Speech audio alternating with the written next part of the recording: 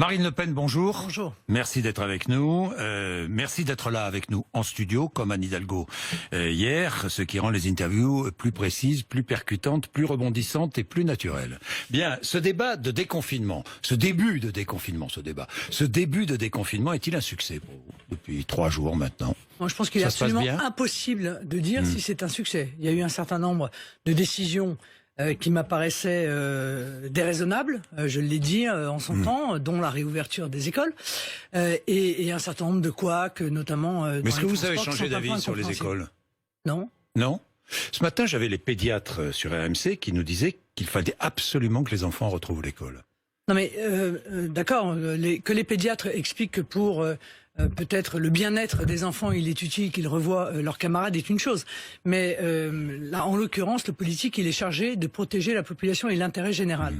Dans l'ensemble des pays qui ont été fortement touchés, la décision a été prise de ne rouvrir les écoles qu'en septembre. Oui, enfin deux pays, quoi. Parce qu'il y a un principe. Italie, Espagne. Parce qu'il y a un principe de responsabilité.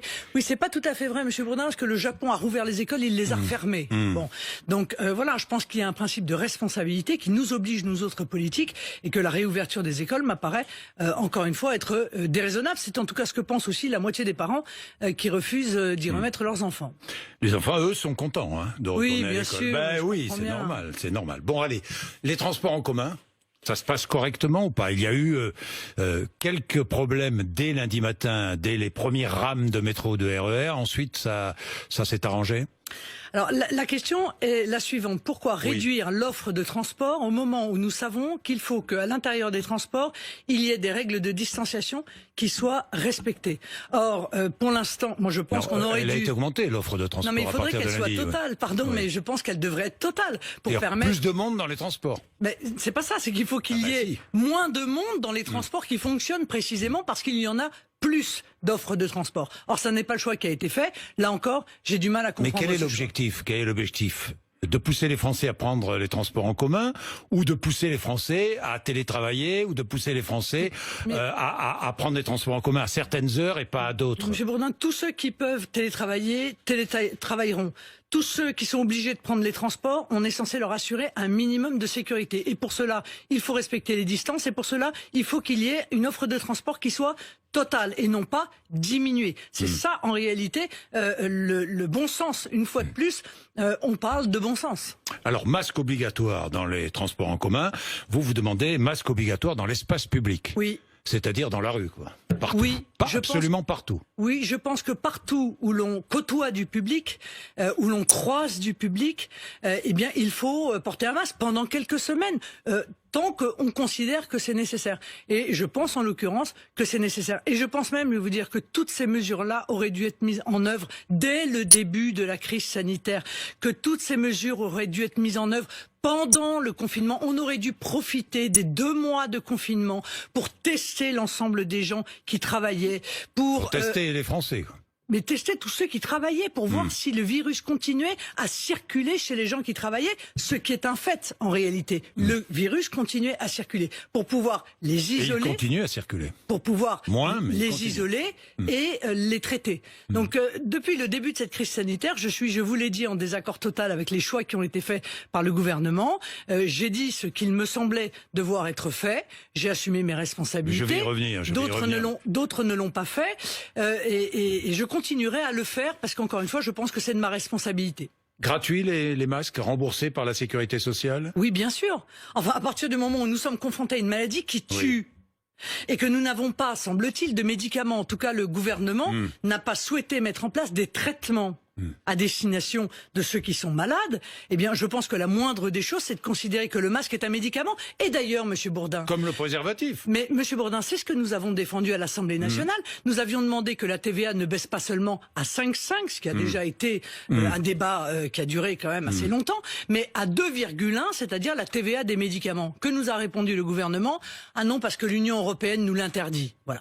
Donc 5,5, oui, comme je disais, comme le préservatif, qui doit être remboursé. Ça me paraît être une évidence. C'est le seul moyen de protection actuellement qui est à la disposition de la population française.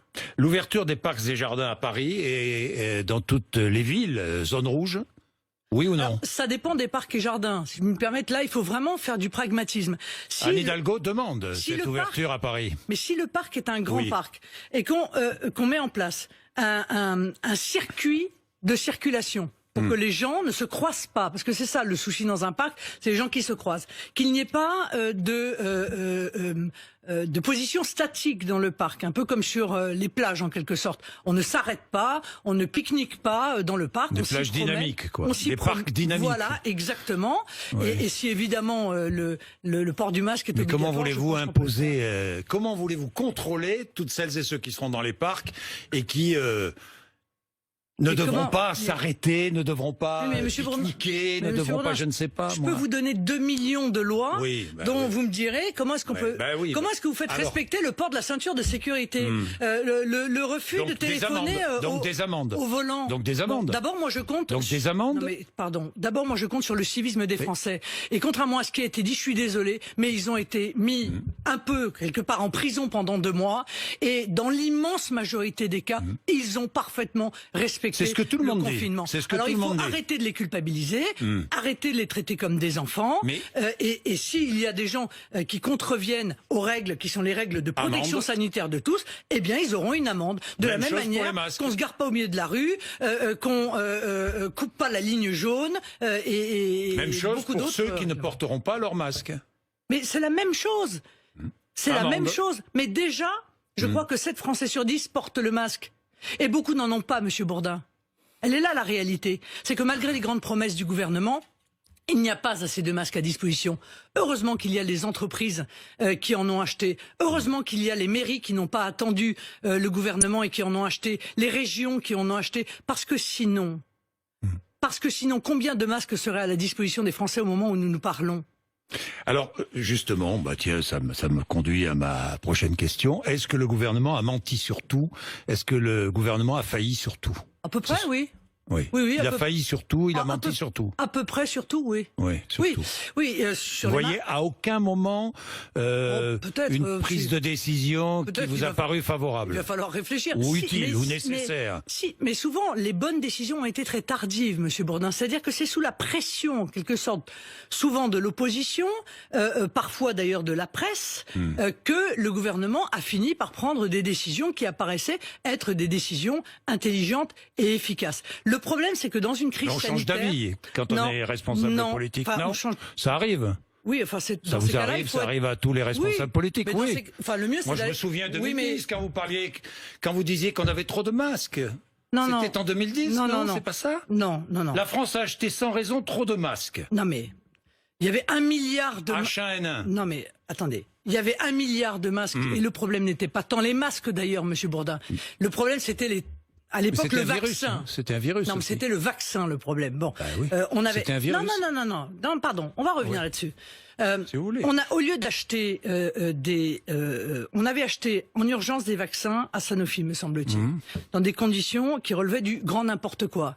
Ça n'a pas fonctionné. Les vaccins n'ont pas pu être livrés. Du coup, on s'est tourné vers vers des Anglais et on a acheté les vaccins une somme colossale. Donc tout mis bout à bout, oui, effectivement. vous ça avez avait dit été, quand même, la France a acheté sans raison ça trop de avait masques. Coûté très cher. Vous l'avez Voilà. dit.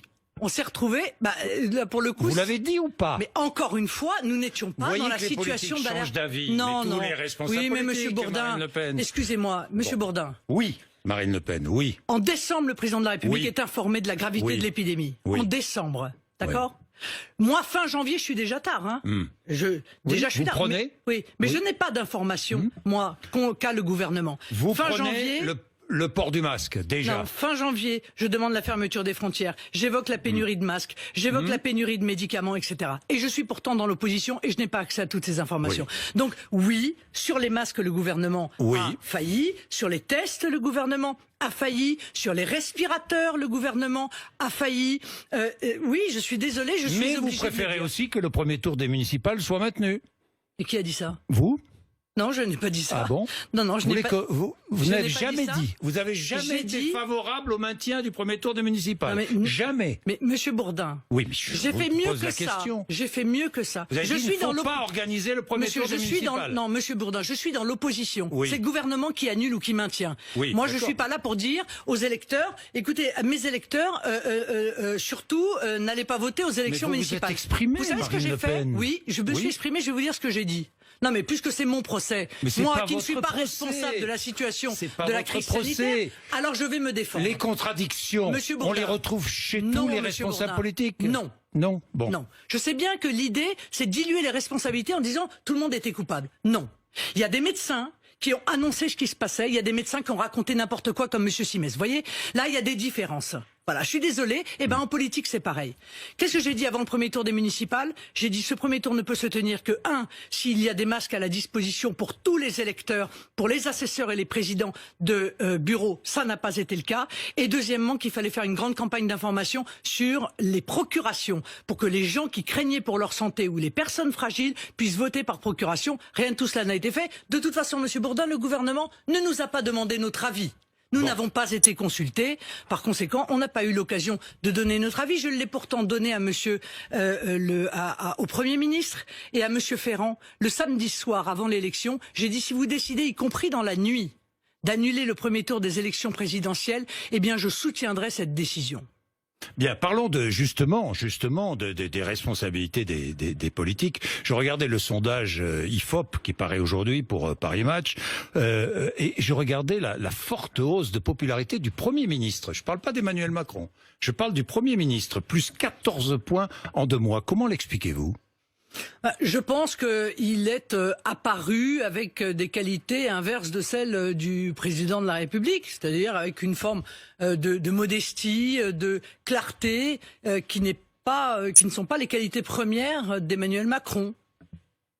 C'est la raison pour laquelle il est si populaire. Il est à 57% d'opinion positive. Je pense que les Français apprécient assez peu que le Premier ministre soit considéré comme un fusible.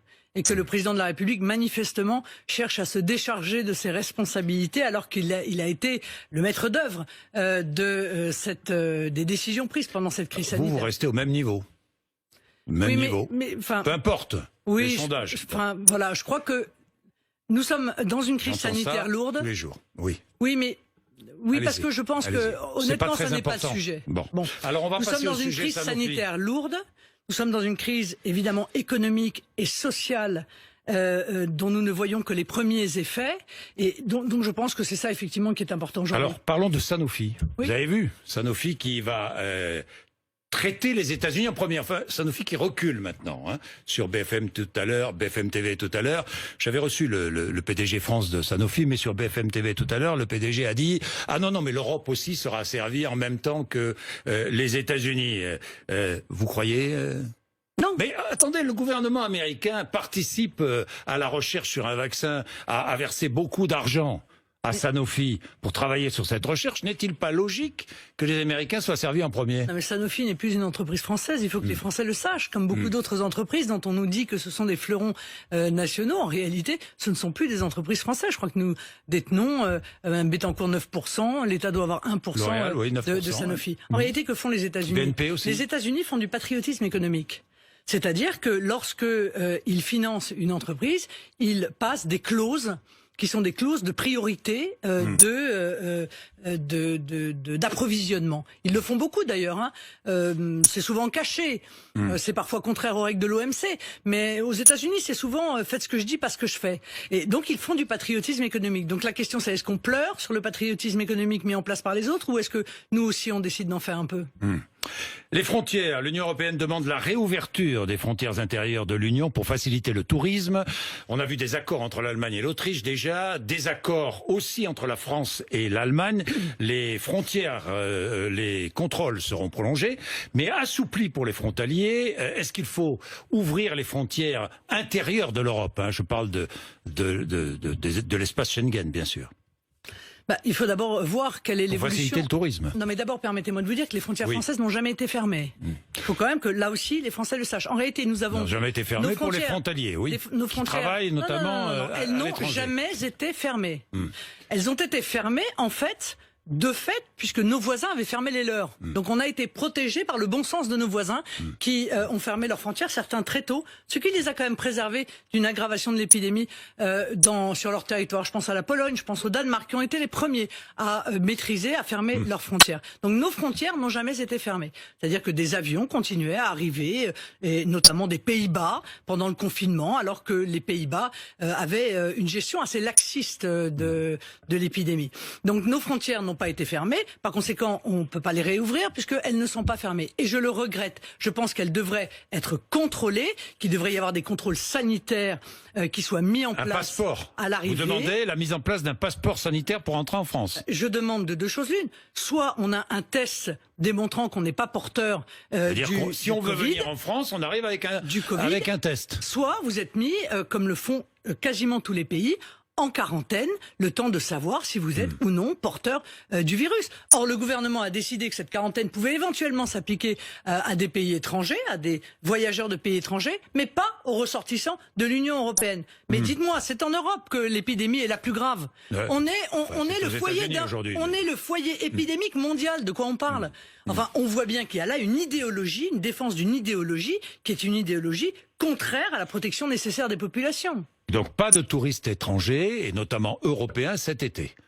Mais Ou alors mise en quarantaine de tous les touristes venus d'Europe. Sauf si, encore une fois, ils viennent avec un test démontrant qu'ils n'ont pas... Un passeport sanitaire, c'est un passeport sanitaire. Et puis il y a toute une série de mesures à mettre en œuvre. Vous demandez la mise en place d'un passeport sanitaire. Passeport sanitaire, si, c'est une démonstration que on n'est pas... Non, parce qu'on vous demande pas... J'arrive avec... Non, mais on vous demande pas si vous êtes diabétique, si vous avez un cancer, si vous êtes... on vous demande pas ça. On vous demande juste de savoir si vous êtes porteur ou non. Oui. Moi, je suis venu là ce matin, Monsieur Bourdin. On a pris ma température à l'entrée. Oui. Je trouve ça raisonnable. Pourquoi est-ce qu'on n'a pas fait ça, ni avant le confinement, ni pendant le confinement, ni après le confinement, dans les gares, dans les aéroports? On ne fait pas cela. À l'entrée des bus, on ne fait pas cela. Pourquoi ne fait-on pas cela? Pourquoi dites-vous que l'Europe est le premier mort du coronavirus? Parce que l'Union européenne a démontré son incapacité totale, son inefficacité totale. Et pourtant, l'Europe aide comme jamais mais rien. à la relance économique. Écoutez, Comment rien? Écoutez, l'Italie a été obligée d'en appeler à la Russie et à la Chine pour pouvoir obtenir une aide sanitaire. Qu'a fait Qui l'Union n'a pas européenne? voulu? Alors là, Marine Le Pen, vous tombez très bien, mais qui n'a pas voulu en Europe accorder d'aide économique à l'Italie? Qui? Non mais Qui? pardon. Quels sont les pays? Mais non mais arrêtez, Quels sont les pays? Mais Je Monsieur vous pose Bourdin, la question. Arrêtez de nous raconter ça. On est en La situation. Pologne, Mais l'Allemagne, on est en situation. la Hongrie, On est en situation de crise sanitaire. Je vous parle les des États éléments souverainistes, médicaux. la Pologne, la Hongrie, qui n'ont pas voulu que l'Union européenne aide l'Italie. Mais non mais vous me racontez, vous mélangez absolument tout. Absolument pas. La situation de l'Italie s'est retrouvée, l'Italie s'est retrouvée dans une situation catastrophique. Elle avait besoin de matériel médical. Elle s'est tournée vers l'Union européenne, qui est censée être le chantre de la solidarité. Rien, d'accord? L'Union européenne était trop occupée à signer l'accord de libre-échange avec le Mexique, à signer l'accord de libre-échange avec le Vietnam, à ouvrir des chapitres de négociations pour faire entrer l'Albanie et la Macédoine du Nord dans l'Union européenne, c'est-à-dire en décalage total avec les préoccupations. Ils n'ont servi à rien. Assouplissement Si. de la politique monétaire, critères de Maastricht abandonnés, c'est des ça. milliards. Ben oui. Ah, c'est critères de merveilleux. Maastricht Alors donc abandonnés. en réalité, la seule réalisation de l'Union européenne a consisté à abandonner les règles qu'elle avait Combien de elle-même centaines de milliards pour imposées relancer l'économie aux États. Combien de centaines Mais de milliards? dites-moi, Monsieur Bourdin, Oui. on nous a bien imposé une banque centrale européenne. Nous n'avons Donc elle plus est de là banque pour ça. centrale Elle est là nationale. pour ça. Mais c'est son job. Qu'est-ce oui. qu'elle fait? Et elle le fait bien. Non mais elle le fait fait bien. ce que font toutes les banques Est-ce centrales. qu'elle le fait bien?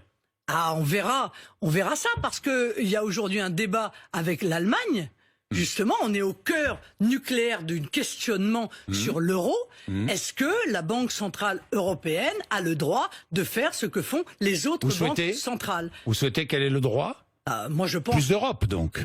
Mais non, mais ça n'a rien à voir avec plus d'Europe. Comment La question, c'est est-ce que la Banque Centrale Européenne peut créer de la monnaie et au lieu de la donner systématiquement au système bancaire, comme elle le fait depuis la crise financière, est-ce qu'elle peut l'injecter dans l'économie réelle? Oui, moi je préfère que ce soit dans l'économie réelle. C'est d'ailleurs ce que j'ai proposé, Monsieur Bourdin, puisque j'avais proposé que les TPE-PME puissent bénéficier de 10 milliards issus de la création monétaire des 350 milliards de la BCE et que la Banque de France puisse distribuer à l'ensemble des entreprises de moins de 1000 salariés 1500 € de forfait et 1000 € par salarié tout de suite pour préserver leur liquidité. Ça n'a pas été le choix du gouvernement. Je le regrette parce que nous avons aujourd'hui évidemment des centaines de milliers d'entreprises qui sont dans de très lourdes difficultés. Un mot d'économie, prolonger le chômage partiel. Oui. Il faut le prolonger, hein, Marine Le Pen. Bien sûr, absolument. Même si ça coûte une fortune. Oui, mais il faut le prolonger. Et il faut le prolonger en tenant compte que le déconfinement n'est pas la reprise de l'activité. Il faut que Madame Pénicaud comprenne qu'il y a des tas d'entreprises qui n'ont pas pu faire revenir l'intégralité de leurs salariés et dont évidemment les revenus vont être tout à fait amputés par les règles sanitaires qu'on leur demande de respecter. C'est normal. Il faut inciter, il faut pousser à la reprise du travail. C'est ce que disent les Républicains. Vous êtes d'accord avec eux ou pas? Mais ça veut dire quoi ça? C'est encore la vieille idée qu'en fait les Français n'ont pas envie de travailler, qui traînent des pieds, mais ils vont arrêter avec ça? Est-ce qu'ils vont arrêter avec cette vision qu'ils ont des Français? Tous les Français ont envie de travailler. Aujourd'hui, la grande peur des Français, Monsieur Bourdin, c'est le chômage. C'est pas de retourner au travail, permettez-moi. C'est d'abord leur santé. Parce que, évidemment, c'est essentiel, mais c'est aussi, évidemment, de pouvoir nourrir leur famille. Et j'ai une dernière question sur les municipales. Il faut que le second tour se tienne en juin ou pas? Absolument. Est-ce que le gouvernement est capable de nous faire la promesse qu'il tiendrait, d'offrir à chaque électeur un masque pour aller voter à l'entrée du bureau de vote et des masques FFP2 pour les assesseurs et les présidents de bureau? Oui ou non? Si c'est non, alors je pense que nous risquons une très lourde abstention puisque 80% des Français sont encore très inquiets de cette crise sanitaire. Et la sincérité d'une élection est quand même liée au taux de participation. Merci Marine Le Pen, il est 8h55, RMC, BFM TV le matin.